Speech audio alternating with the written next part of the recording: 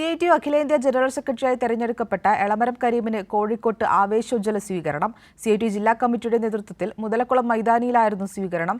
LDF convener TP Ramakrishnan MLA സ്വീകരണ സമ്മേളനം ഉദ്ഘാടനം ചെയ്തു.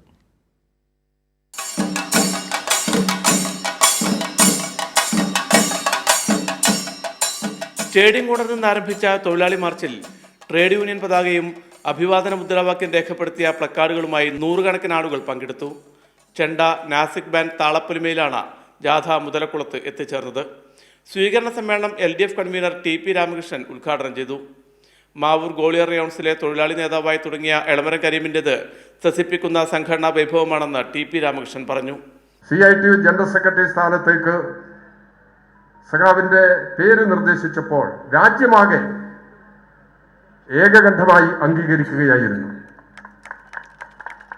CITUവിനെ കേരളമാകെ കരുത്തുറ്റ ഒരു ശക്തിയായി എല്ലാ മേഖലകളിലും, അസംഘടിത മേഖലയിലും സംഘടിത വ്യവസായങ്ങളിലും വളർത്തിയെടുക്കാൻ സഖാവ് എളമരം കരീമിന്റെ നേതൃത്വം ഏറെ ഫലപ്രദമായിരുന്നു. ഒരു ത്രസിക്കുന്ന സംഘടനാ വൈഭവം ഈ സംഘടനയുടെ വളർച്ചയിൽ അദ്ദേഹത്തിൽ നിന്നും പ്രകടമായിട്ടുണ്ട്. ട്രേഡ് യൂണിയനുകളെ നശിപ്പിക്കാനുള്ള നീക്കമാണ് കേന്ദ്ര സർക്കാർ നടത്തുന്നതെന്ന് എളമരം കരീം പറഞ്ഞു. തൊഴിലാളി വർഗ ഐക്യത്തെക്കുറിച്ച് പഠിച്ചത് മാവൂർ റയോൺസിലെ തൊഴിലാളി സമരങ്ങളിൽ നിന്നാണ്.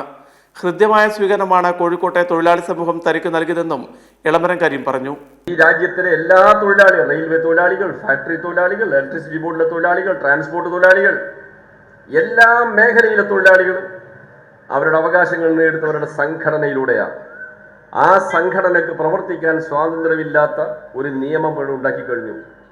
ഇതിനെതിരായിട്ടാണ് ഈ ഫെബ്രുവരി 12 ദേശീയ പണിമുടക്ക് പ്രഖ്യാപിക്കാൻ ആലോചിക്കുന്നത്. PK മുകുന്ദൻ, മാമ്പറ്റ ശ്രീധരൻ ഉൾപ്പെടെയുള്ള CITU നേതാക്കൾ സ്വീകരണത്തിന് നേതൃത്വം നൽകി. കൈരളി ന്യൂസ്, കോഴിക്കോട്.